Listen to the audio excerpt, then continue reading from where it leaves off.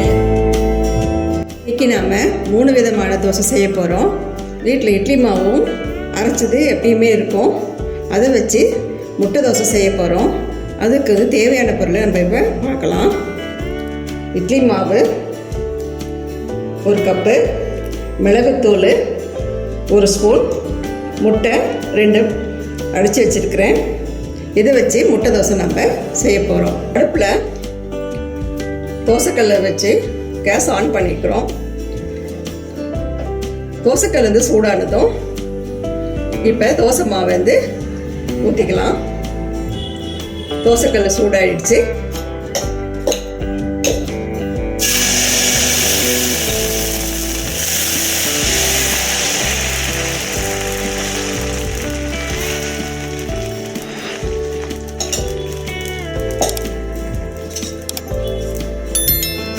கொஞ்சம் எண்ணெயை சுற்றி ஊற்றிக்கலாம் வேகிறதுக்கு. அப்புறம் வந்து முட்டையை நல்லா அடித்து வச்சுருக்குறோம்ல, தோசை மாவில் உப்பு இருக்கிறதுனால முட்டையில நம்ம உப்பு போட தேவையில்லை.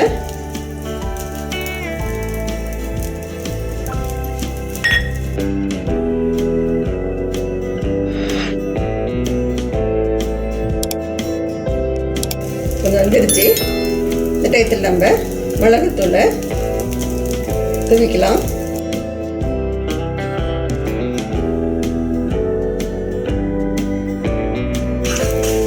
நம்ம வெள்ளமாக திருப்பி போட்டுக்கலாம். இந்த சைடு நம்ம எண்ணெய் ஊற்றிக்கலாம்.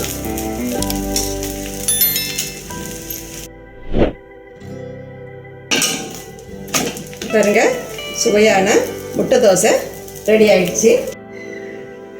2வது தோசை வந்து இட்லி பொடி வச்சு தோசை செய்ய போகிறோம். அதுக்கு தேவையான பொருளை நம்ம பார்க்கலாம். தோசை மாவு 1 கப்பு, இட்லி பொடி 2 டீஸ்பூன் எடுத்துருக்கோம். இதை வச்சு நம்ம 2வது இட்லி பொடி தோசை செய்ய போகிறோம்.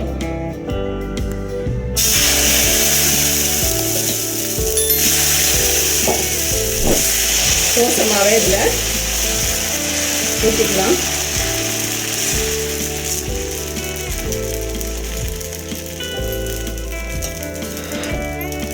வேகட்டும்.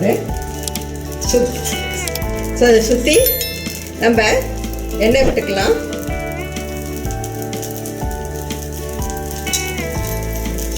அது ஒரு பக்கம் வேகட்டும். இப்போ நம்ம தோசையை திருப்பி போடலாம்.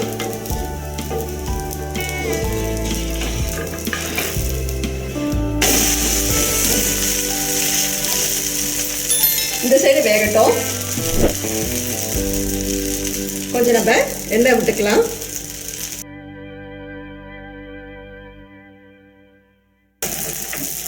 முன்னால் திருப்பி போட்டுக்கிட்டு மேலே நம்ம இட்லி பொடியை தூவிக்கலாம்.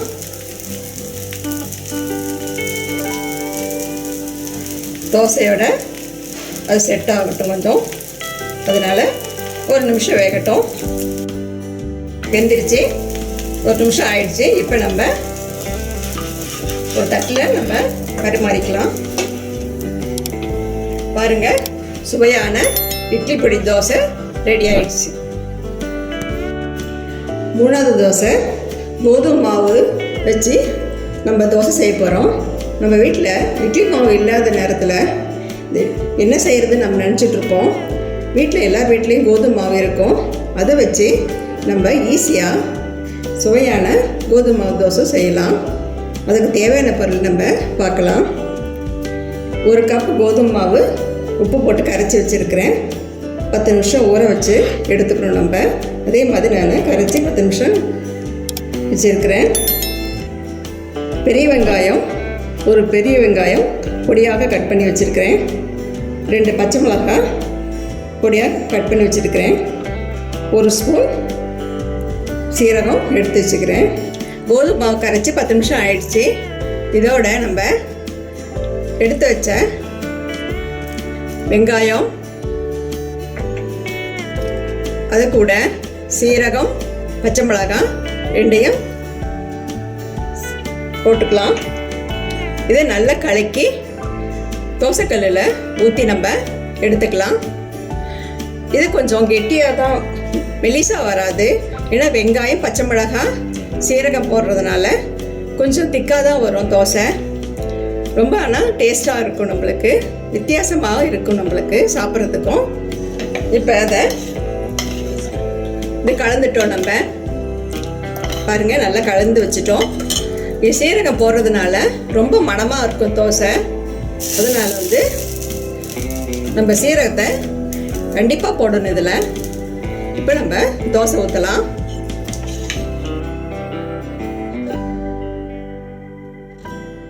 கொஞ்சம் நம்ம எண்ணெய் விட்டுக்கலாம் சுற்றி.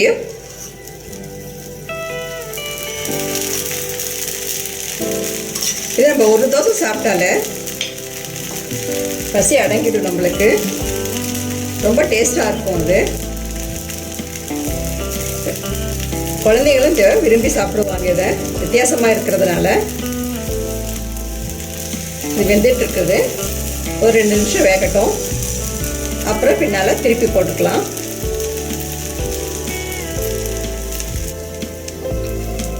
இப்போ ஒரு பக்கம் வெந்துருச்சு. நம்ம திருப்பி போடலாம் தோசையை. பாருங்க, ரொம்ப நல்ல ஒரு பக்கம் வெந்துருச்சு பார்த்தீங்களா. இப்போ நம்ம கொஞ்சம் இன்னொரு ஸ்பூன் நம்ம எண்ணெய் விட்டுக்கலாம். வேகட்டும். இப்போ தோசை வெந்துருச்சு. இது இந்த வாட்டி திருப்பி முன்பக்கமாக திருப்பி போட்டுக்கலாம். பாருங்க, சுவையான கோதுமை மாவு தோசை ரெடி ஆயிடுச்சு. மிச்ச மாவையும் இதே மாதிரி தோசை ஊற்றி எடுத்துக்கலாம். இந்த வீடியோ உங்களுக்கு பிடிச்சிருந்தா சித்ரா சமையலுக்கு லைக் பண்ணுங்க, ஷேர் பண்ணுங்க, சப்ஸ்கிரைப் பண்ணுங்க.